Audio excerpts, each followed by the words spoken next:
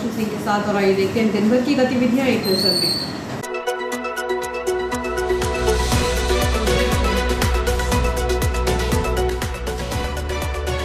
ग्रामीण अंचलों में धधक रही पराली की आग। रेल कर्मियों से किया गया जनसंपर्क। कृषि उपज मंडी में व्यवस्थाएं बढ़ाने विधायक ने बोर्ड को लिखा पत्र। गुरु नानक जयंती को लेकर प्रतिदिन प्रभात फेरियां जारी। गांव में चौपाल लगाकर सुनी समस्या निराकरण के दिए निर्देश।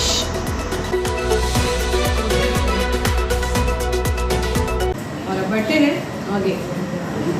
नरवाई हो या पराली, दोनों में आग लगाना प्रतिबंधित होने के बावजूद भी किसान लापरवाही पूर्वक पराली में आग लगा रहे हैं, जिससे आगजनी की संभावना होने के साथ ही वातावरण भी प्रदूषित हो रहा है।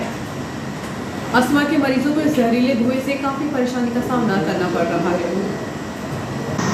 इन दिनों धान की कटाई का काम तेजी से चल रहा है। धान की कटाई के साथ ही किसान गेहूं की बोनी को लेकर तैयारी शुरू कर चुके हैं, ताकि समय पर गेहूं की बोनी हो सके। ऐसे में किसान खेतों को साफ करने के लिए पराली को मवेशियों के लिए इकट्ठा कर रहे हैं, तो कई किसान उसे अनुपयोगी समझकर खेतों पर ही जला रहे हैं। शहरी क्षेत्र के आसपास जुड़े खेतों पर किसान खुलेआम पराली में आग लगा रहे हैं, जिससे आसपास का क्षेत्र प्रदूषित हो रहा है। जहरीले धुएं के कारण लोगों की आंखों में जलन हो रही है, तो वहीं अस्थमा के मरीजों को सांस लेने में परेशानी का सामना करना पड़ रहा है, जबकि पराली हो या नरवाई में आग लगाना प्रतिबंधित है। इसी प्रकार पराली जलाने से भी आगजनी की घटनाएं हो सकती हैं, क्योंकि अधिकांश खेत गांव की सीमा से जुड़े होते हैं। प्रशासन द्वारा भी पराली को जलाना प्रतिबंध किया गया है, क्योंकि पराली में आग लगाने से उससे निकलने वाला विषैला धुआं काफ़ी घातक होता है, जो लोगों के स्वास्थ्य पर विपरीत प्रभाव डालता है। पराली से निकलने वाले धुएं से वातावरण भी प्रदूषित हो रहा है। चिकित्सकों की माने तो पराली का धुआं मानव स्वास्थ्य के लिए काफ़ी घातक होता है, खासतौर पर अस्थमा के मरीजों के लिए, क्योंकि अस्थमा के मरीजों को इस धुएं से घुटन महसूस होती है। इस और प्रशासन का ध्यान नहीं है, क्योंकि अभी तक पराली जलाने वाले किसी भी किसान के खिलाफ कार्रवाई नहीं की गई है। यही वजह है कि उनके हौसले बुलंद हैं और वह गेहूं की बोनी की तैयारी को लेकर पराली में आग लगाकर खेतों को साफ करने में जुट गए हैं। इन दिनों कृषि उपज मंडी इटारसी में सभी तरह की उपज किसानों द्वारा बड़ी मात्रा में लाई जा रही है। किसानों को उपज बेचने में किसी भी तरह की परेशानी न हो, इसको लेकर पूर्व विधानसभा अध्यक्ष एवं क्षेत्रीय विधायक डॉक्टर सीताचरण शर्मा ने मध्य प्रदेश राज्य कृषि विपणन बोर्ड के प्रबंध संचालक को एक पत्र लिखा है। पत्र में मंडी में बेहतर व्यवस्थाएं करने के लिए लिखा गया है। कृषि उपज मंडी इटारसी में विभिन्न जिन्सों की आवक की अधिकता को देखते हुए व्यवस्थाओं की पूर्ति करने की बात कही गई है, जिसके तहत ट्रॉली शेड, जिसमें लगभग 150 ट्रॉली खड़ी हो सके, तौल के लिए 2 नग हाई राइस कवर्ड शेड, एक तौल कांटा, इलेक्ट्रॉनिक बेवरेज तौल कांटा की व्यवस्था की जाए। मालूम हो कि कृषि उपज मंडी इटारसी ए श्रेणी की मंडी है, जहां प्रतिदिन 35 से 45 हज़ार बोरे की आवक होती है। उपरोक्त व्यवस्थाएं किए जाने से कृषक उपज की तुलाई और उनका भुगतान समय पर हो सकेगा।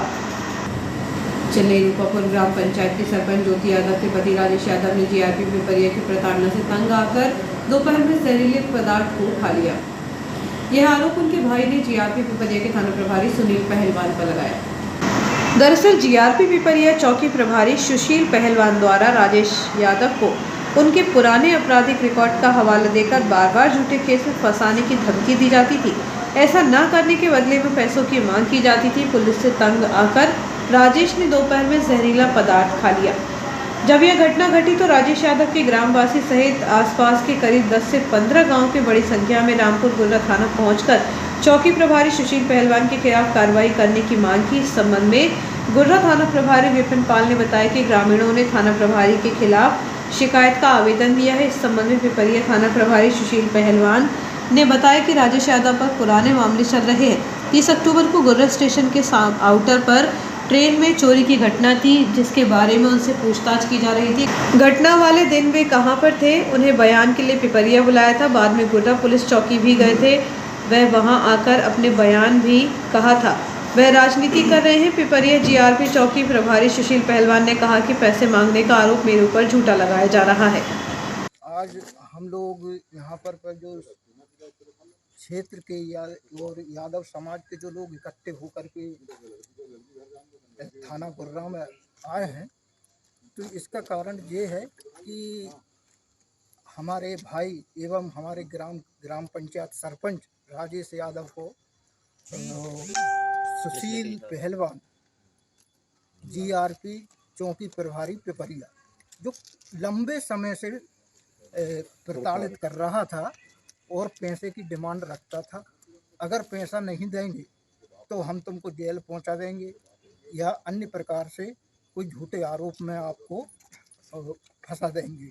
इसलिए हमारे ग्राम पंचायत के सरपंच एवं हमारे भाई ने, यादव समाज के हमारे भाई ने आज जहरीला पदार्थ खाकर अपनी जान जोखिम में डाली है और अपनी ज़िंदगी समाप्त करने की कगार पे है। अगर कुछ होता है या सुशील पहलवान पर कार्रवाई नहीं होती है तो हम क्षेत्रवासी एवं सामाजिक लोग सब इकट्ठा होकर के और धरना प्रदर्शन भी करेंगे और आंदोलन भी करेंगे।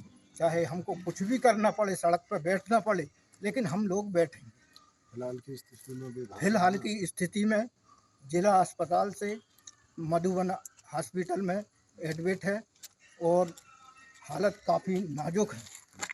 इसलिए हम लोग यहाँ पे एकत्रित हुए हैं एवं थाना प्रभारी महोदय के नाम से हमने आवेदन दिया है, ज्ञापन दिया है और कल फिर हम एक ज्ञापन देंगे, आवेदन देंगे। विकासखंड केसला के दूरस्थ ग्राम सालपुरा में समस्त ब्लॉक स्तरीय अधिकारियों की समीक्षा बैठक ग्राम पंचायत भवन में 8 नवंबर को आयोजित की गई।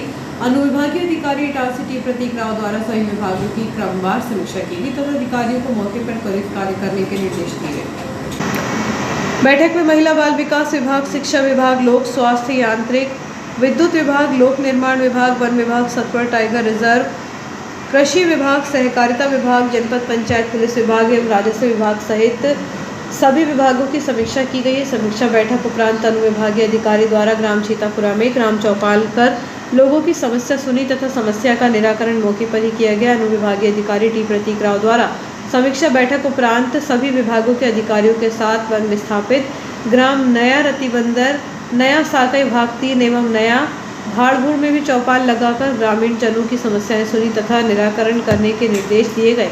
तत्पश्चात ग्राम नया रतिबंदर में प्राथमिक शाला का भी निरीक्षण किया तथा छोटे बच्चों से चर्चा कर बच्चों को प्रोत्साहित किया गया। अनुविभागीय अधिकारी द्वारा सुबह 10 बजे से शाम 6 बजे तक ग्रामीण क्षेत्रों में भ्रमण के दौरान साथ में अतिरिक्त तहसीलदार केसला शंकर सिंह रघुवंशी, मुख्य कार्यपालन अधिकारी जनपद पंचायत केसला रंजीत ताराम, विकासखंड शिक्षा अधिकारी आशा मौर्य सहित सभी विभागों के अधिकारी उपस्थित रहे।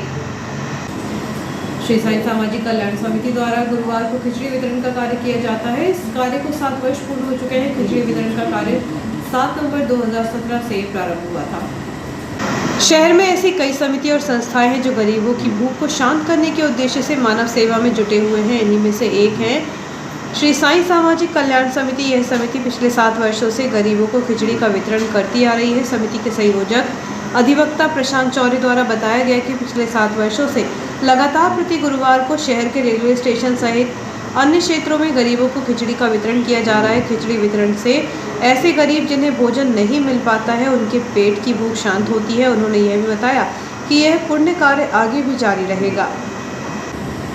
मैरागांव सी कैबिन के पास अज्ञात पुरुष का शव पुलिस ने बरामद किया है। मृतक की शिनाख्त नहीं हो सकी है। मैरागांव सी कैबिन के पास 7 नवंबर को सुबह के समय 55 वर्षीय पुरुष का शव पड़ा होने की सूचना रेलवे अटेंडर ममता यादव द्वारा सिटी पुलिस को दी गई थी। सूचना मिलने के बाद पुलिस ने घटनास्थल पर पहुंचकर मौका मुआयना किया। मृतक के पास से ऐसी कोई वस्तु नहीं मिली जिसके आधार पर उसकी पहचान हो सके। पुलिस ने इस मामले में अज्ञात मर्द कायम कर शव का पोस्टमार्टम शासकीय अस्पताल में कराया है। उसकी मौत कैसे हुई इसका खुलासा भी नहीं हो सका है। पुलिस ने इस मामले में उसके परिजनों की तलाश शुरू कर दी है। पुलिस द्वारा मामले की जांच की जा रही है। रेलवे लाइन क्रॉस करते समय अक्सर हादसे हो जाते हैं, बावजूद इसके लोगों की लापरवाही का यह सिलसिला जारी है। ऐसे ही सनखेड़ा ग्राम निवासी 28 वर्षीय सुरेंद्र साहू की ट्रेन की चपेट में आने से मौत हो गई। बताया जा रहा है कि वह सनखेड़ा गांव के समीपी जबलपुर रेलवे ट्रैक पर लाइन क्रॉस कर रहा था। उसी दौरान सामने से आ रही ट्रेन की चपेट में वह आ गया था। इस हादसे में उसकी मौत हो गई। रामपुर पुलिस ने इस मामले में मर्ग कायम कर जाँच शुरू कर दी है। जिले में लाखों भक्तों की श्रद्धा आस्था और विश्वास के केंद्र श्री द्वारकाधीश बड़ा मंदिर में 10 नवंबर आंवला नवमी के दिन पारंपरिक गोवर्धन पूजन एवं 56 भोग का आयोजन किया जा रहा है। 56 भोग समिति सदस्य रमेश चांडक चंद्रकांत अग्रवाल ने जानकारी देते हुए बताया कि शाम 6:30 बजे गोवर्धन पूजन, रात 7:30 बजे द्वारकाधीश महाराज के विशेष भव्य श्रृंगार दर्शन एवं रात ठीक 8 बजे से 56 भोग प्रसादी का वितरण होगा। आयोजन समिति ने नगर के सभी श्रद्धालुओं से दर्शन कर पुण्य लाभ और भोजन प्रसादी ग्रहण करने की अपील की है। जिले में लाखों भक्तों की श्रद्धा, आस्था और विश्वास के केंद्र श्री द्वारकाधीश बड़ा मंदिर में हर साल की तरह इस साल भी गोवर्धन पूजन एवं 56 भोग का पारंपरिक भव्य आयोजन 10 नवंबर आंवला नवमी के दिन किया जा रहा है। नगर में श्री गुरु नानक जयंती के पावन पर्व के उपलक्ष्य में श्री गुरु सिंह सभा इटारसी गुरुद्वारा स्टेशन रोड के द्वारा 24 अक्टूबर को रोजाना और सुबह प्रभात फेरी गुरु नाम संकीर्तन के साथ निकाली जा रही है, जो कि 12 नवंबर तक प्रतिदिन जारी रहेगी। नगर में प्रतिवर्षानुसार इस वर्ष भी श्री गुरु नानक देव की जयंती के उपलक्ष्य में नगर के विभिन्न स्थानों में सिख समुदाय के द्वारा प्रभात फेरी सामूहिक रूप से निकाली जा रही है। इस दौरान श्री गुरु नाम के संकीर्तन के साथ प्रभात फेरी सोना सावरी नाका स्थित एलकेजी कॉलोनी एवं महर्षि नगर और रॉयल स्टेट कॉलोनी क्षेत्र में पहुंची, जहां सिख समुदाय द्वारा विशेष पूजा अर्चना करते हुए आतिशबाजी के साथ प्रभात फेरी का स्वागत किया गया। नगर में श्री गुरु नानक जयंती के पावन पर्व के उपलक्ष्य में श्री गुरु सिंह सभा इटारसी गुरुद्वारा स्टेशन रोड के द्वारा 24 अक्टूबर से रोजाना और सुबह प्रभात फेरी गुरु नाम संकीर्तन के साथ निकाली जा रही है। छोटे से ब्रेक के लिए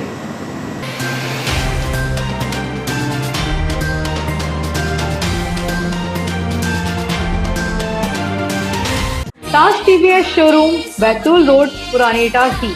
पुरानी शोरूम के बाजू में सभी कंपनियों की गाड़ियों की सर्विसिंग की जाती है। सभी कंपनियों की गाड़ियों के ओरिजिनल स्पेयर पार्ट्स उपलब्ध। ताज टीवीएस शोरूम विगत 35 वर्षों से ग्राहकों की पहली पसंद। अनुभवी मैकेनिकों द्वारा गाड़ियों की रिपेयरिंग का कार्य किया जाता है। सर्विसिंग पर आपकी गाड़ियों की सर्विसिंग कराते समय पाएं 30 से 40% तक का डिस्काउंट। ताज टीवीएस शोरूम की ओर से टीवीएस की कंपनी की किसी भी तथा वाहन खरीदने पर 4000 तक का भारी डिस्काउंट। आपके वाहन को घर से लाकर सुधारने के बाद घर वापस पहुंचाने तक की सुविधा उपलब्ध। पिछले 35 वर्षों से आपकी सेवा में कार्यरत ताज टीवीएस शोरूम पुराने शोरूम के बाजू में Betul road Itarsi. Mobile number है 9425039583। आपका विश्वसनीय चंचल ज्वेलर्स गोल्ड प्लेटेड आभूषणों एवं नए डायमंड ज्वेलरी के साथ 1 ग्राम और 2 ग्राम वाली सोने की 4 चूड़ियां एवं कंगन, 1 ग्राम और 2 ग्राम वाला सोने का मंगलसूत्र, हार, करदोहना, चैन, झुमके, बाजूबंद और सभी प्रकार के गहने, डायमंड सेट एवं एंटिक ज्वेलरी और फैंसी ज्वेलरी का अनुपम संग्रह।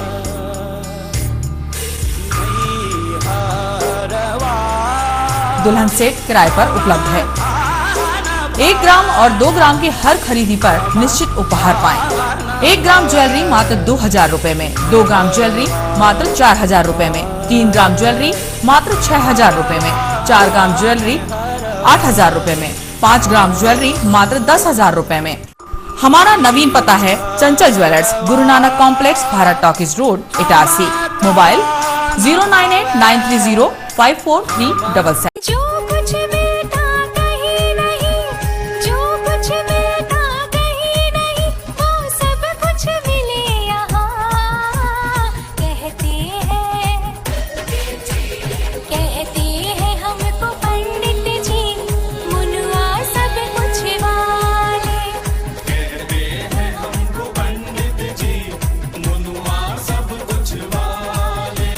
जो ना मिलेगा कहीं वो सब कुछ मिलेगा यहीं। जी हाँ, पंडित मनोहर श्याम तिवारी मुनुआ महाराज लेकर आए हैं श्याम पेपर प्रोडक्ट्स, पंसारी की दुकान।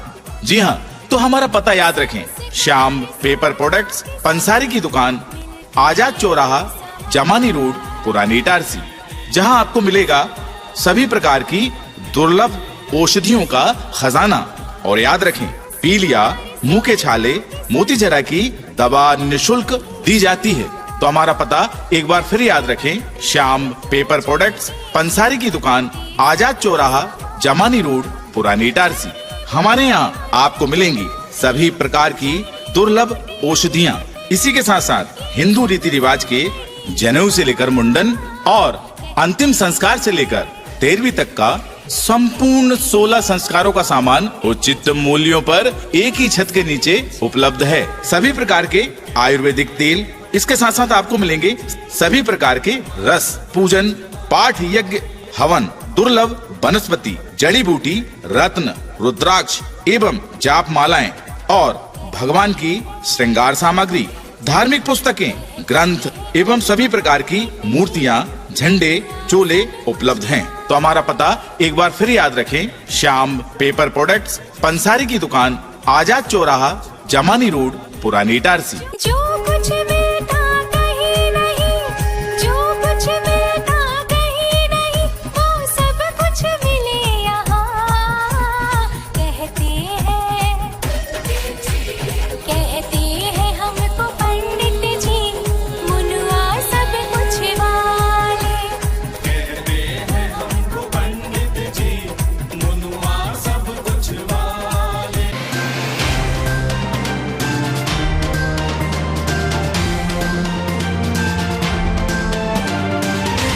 ब्रेक के बाद एक बार फिर बढ़ते हैं आगे। शुक्रवार को वेस्ट सेंट्रल रेलवे मजदूर संघ मुख्य शाखा द्वारा पवारखेड़ा, बुधनी एवं नर्मदापुरम स्टेशन पर विभाग के कर्मचारियों से जनसंपर्क किया गया एवं छोटे छोटे depot, parcel office, booking office, electrical office में जाकर कर्मचारियों से आने वाले 4, 5 एवं 6 दिसंबर को मान्यता के चुनाव में गाय पर मुहर लगाकर विजय बनाने की अपील की गई। सबसे पहले अपना पोस्टर, बैनर, हैंड पंपलेट लगाए गए, वितरित किए गए। कर्मचारियों को वेस्ट सेंट्रल रेलवे मजदूर संघ गाय के पक्ष में 4, 5, 6 दिसंबर को होने वाले मान्यता के चुनाव में चीनी झंडे को हराकर तिरंगे झंडे को जिताने के पक्ष में गाय पर वोट देकर अशोक शर्मा को मजबूत बनाने के लिए अपील की गई। सभी कर्मचारियों ने सिर्फ और सिर्फ गाय पर मोहर लगाने का विश्वास दिलाया, जिसमें कार्यकारी अध्यक्ष सौरभ पांडे, संगठन सचिव विकास कश्यप, उपाध्यक्ष रविंद्र चौधरी, उपाध्यक्ष हरि अहिरवार, सह सचिव शमशेर, युवा उपाध्यक्ष अजहर, युवा उपाध्यक्ष दिनेश मौर्य उपस्थित रहे। उल्लेखनीय है कि वेस्ट सेंट्रल रेलवे मजदूर संघ मुख्य शाखा की ओर से रेलवे कर्मचारियों द्वारा पवारखेड़ा स्टेशन, बुधनी स्टेशन एवं नर्मदापुरम स्टेशन सभी विभाग के कर्मचारियों से जनसंपर्क किया गया एवं छोटे छोटे depot, parcel, booking office, electrical office में जाकर कर्मचारियों से आने वाले 4, 5, 6 दिसंबर को मान्यता के चुनाव में गाय पर मुहर लगाकर अमूल्य मत से विजय बनाने हेतु अपील की गई। सबसे बड़ी समस्या जब सामने आई, जब मुख्य शाखा के सही पदाधिकारी पवारखेड़ा स्टेशन पर पहुंचे, वहां पर सैकड़ों ट्रैकमैन साथियों, पॉइंट्समैन साथियों ने समस्या बताई कि जब से पवारखेड़ा स्टेशन पर साइडिंग बनी है, कोई लाइन प्रारंभ हुई है, पॉइंट्समैन इसी तारतम्य में रेलवे के अधिकारियों द्वारा प्राइवेट कर्मचारी का पैसा पास कराकर पेटी उठाने का कार्य प्राइवेट कर्मचारियों को दिया गया है, लेकिन वहां पर डिपो प्रभारी द्वारा अनियमितता की जा रही है। जो प्राइवेट कर्मचारी हैं उनको अन्यत्र स्थान पर कार्य कराया जा रहा है और गार्ड्स की पेटी पॉइंट से उठवाई जा रही है, जिससे अपॉइंटमेंट कर्मचारियों में रोष व्याप्त है। वेस्ट सेंट्रल रेलवे मजदूर संघ एक तरफ ओल्ड पेंशन स्कीम की मांग कर रहा है, वहीं दूसरी तरफ यह भी मांग कर रहा है कि पवारखेड़ा स्टेशन पर जो पेटी उठाने के लिए कॉन्ट्रैक्ट दिया गया है उसकी विजिलेंस जांच की जाए। वहां पेटी उठाने के कार्य के लिए प्राइवेट कर्मचारी का पैसा लगातार रेल प्रशासन प्रदान कर रहा है, लेकिन कुछ वहां के डिपो प्रभारी द्वारा गोलमाल करके पॉइंट्स में से ही पेटी उठवाई जा रही है। मुख्य शाखा के अध्यक्ष प्रीतम तिवारी ने मांग की है कि इस ज्वलंत मुद्दे पर कार्रवाई की जानी चाहिए। सैकड़ों पॉइंट्समैन जो पेटी उठा रहे हैं, संरक्षण की दृष्टि से उनके साथ अन्याय एवं कुठाराघात हो रहा है। पॉइंट्समैन का कार्य पॉइंट्समैन अच्छी तरीके से पवारखेड़ा स्टेशन पर कर रहे हैं, लेकिन जो पैसा पेटी उठाने वालों का पास हो रहा है वह कहाँ जा रहा है? प्रश्न चिन्ह है रेल प्रशासन पर कि यह अन्याय पॉइंट्समैन साथियों के साथ क्यों हो रहा है। वेस्ट सेंट्रल मजदूर संघ के महामंत्री अशोक शर्मा, मंडल अध्यक्ष राजेश पांडे ने वरिष्ठ अधिकारियों को इस समस्या से अवगत कराया एवं जांच की मांग की। उक्त जानकारी मुख्य शाखा के अध्यक्ष प्रीतम तिवारी द्वारा दी गई। Depot, parcel office, booking office, electrical office में जाकर कर्मचारी से आने वाले 4, 5 एवं 6 दिसंबर को मान्यता के चुनाव में गाय पर मुहर लगाकर विजय बनाने की अपील की गई। इस अवसर पर महामंत्री अशोक शर्मा, मंडल अध्यक्ष राजेश पांडे, मुख्य शाखा अध्यक्ष प्रीतम तिवारी, सचिव योगेश चौरे एवं मुख्यालय कार्यकारी सदस्य राजेश गौर आदि उपस्थित थे। उक्त जानकारी मुख्य शाखा के अध्यक्ष प्रीतम तिवारी द्वारा दी गई। शुक्रवार को भाजपा नगर मंडल द्वारा हई क्षत्रिय समाज द्वारा सहस्त्रबाहु भगवान के जन्मोत्सव पर शोभा यात्रा पर पुष्प वर्षा की गई। इस अवसर पर महेंद्र उपाध्याय, जोगिंदर सिंह, अभिनव शर्मा, मनोज मालवीय, शिवकांत मालवीय, संदेश मालोनिया, अन्नू चौक से नीलेश मालोनिया, वैभव मालोनिया, यतीश बस्तवार, तुषार केशवानी, मुकेश साहू, शुभम राजपूत, मनीष जायसवाल उपस्थित थे। शुक्रवार को भाजपा नगर मंडल द्वारा भगवान सहस्त्रबाहु अर्जुन के जन्मोत्सव पर शोभा यात्रा पर पुष्प वर्षा कर प्रतिमा पर माल्यार्पण कर भव्य स्वागत किया गया। शहर के उपनगर न्यूयार्ड में स्थित डीजे शेड परिसर से गुरुवार की रात में सतमित्र की टीम ने एक अजगर प्रजाति के सांप को बड़ी मशक्कत के साथ पकड़ा। राज्य शिक्षा केंद्र भोपाल से जारी निर्देश के परिपालन में एवं जिला शिक्षा केंद्र नर्मदापुरम के मार्गदर्शन में जिन शिक्षा केंद्र पथरौटा के अंतर्गत आने वाली समस्त माध्यमिक शालाओं का जन शिक्षा केंद्र स्तरीय विज्ञान, गणित, पर्यावरण एवं सामाजिक विज्ञान विषय पर मॉडल तैयार कर प्रदर्शनी का आयोजन जन शिक्षक पथरौटा द्वारा कराया गया। जन शिक्षा केंद्र पथरौटा के अंतर्गत आने वाली समस्त माध्यमिक शालाओं का जन शिक्षा केंद्र स्तरीय विज्ञान, गणित, पर्यावरण एवं सामाजिक विज्ञान विषय पर मॉडल तैयार कर प्रदर्शनी का आयोजन जन शिक्षक पथरौटा द्वारा कराया गया।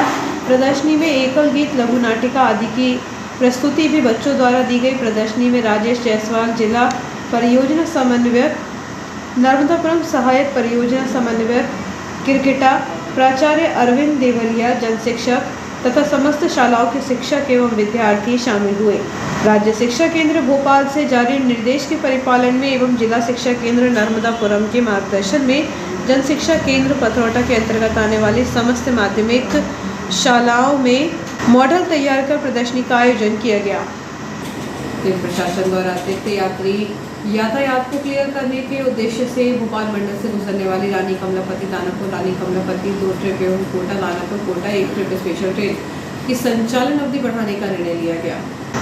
गाड़ी संख्या 01661 रानी कमलापति दानापुर स्पेशल 19 नवंबर तक एवं गाड़ी संख्या 01662 दानापुर रानी कमलापति स्पेशल 20 नवंबर तक और गाड़ी संख्या 098 कोटा दानापुर स्पेशल 14 नवंबर तक एवं गाड़ी संख्या 098 दानापुर कोटा स्पेशल 15 नवंबर तक गंतव्य के लिए अपने निर्धारित दिन एवं समय सारणी के अनुसार चलती रहेंगी। गाड़ी संख्या 1661 रानी कमलापति दानापुर द्विसाप्ताहिक शनिवार मंगलवार स्पेशल ट्रेन 12 नवंबर तक चलने वाली ट्रेन को 19 नवंबर तक बढ़ा दिया गया है। इसी प्रकार गाड़ी संख्या 01662 दानापुर रानी कमलापति द्विसाप्ताहिक रविवार बुधवार स्पेशल ट्रेन 13 नवंबर तक चलने वाली ट्रेन को 20 नवंबर तक बढ़ा दिया गया है। गाड़ी संख्या 098 कोटा दानापुर द्विसाप्ताहिक रविवार गुरुवार स्पेशल ट्रेन 10 नवंबर तक चलने वाली ट्रेन को 14 नवंबर तक बढ़ा दिया गया है। इसी प्रकार गाड़ी संख्या 098 दानापुर कोटा द्विसाप्ताहिक सोमवार शुक्रवार स्पेशल ट्रेन 11 नवंबर तक चलने वाली ट्रेन को 15 नवंबर तक बढ़ा दिया गया है। पुरानी टास निवासी एक महिला की संदिग्ध हालत में मौत होने का मामला सामने आया। उसे उपचार के लिए जिला अस्पताल में भर्ती कराया गया। पुरानी टारसी निवासी 50 वर्षीय पुष्पा पिता फूलचंद कहार की संदिग्ध मौत होने का मामला सामने आया है। बताया जा रहा है कि उसका स्वास्थ्य खराब होने के कारण 1 नवंबर को उसे उपचार के लिए शासकीय अस्पताल में भर्ती कराया गया था, जहां से उसकी हालत नाजुक होने के कारण उसे जिला अस्पताल रेफर किया गया, जहां उपचार के दौरान उसकी मौत हो गई। उसकी मौत के कारणों का खुलासा नहीं हो सका। पुलिस ने इस मामले में मर्ग कायम कर जांच शुरू कर दी है। और आइए देखते हैं दिन भर की गतिविधियां एक बार फिर।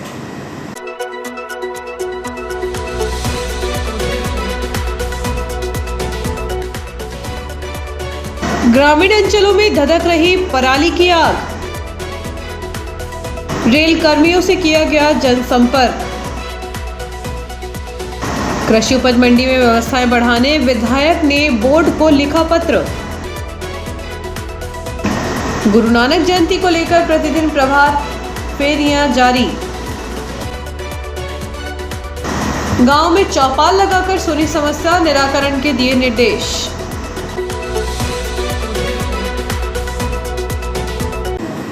फिलहाल के लिए इतना ही, आगे दीजिए नमस्कार।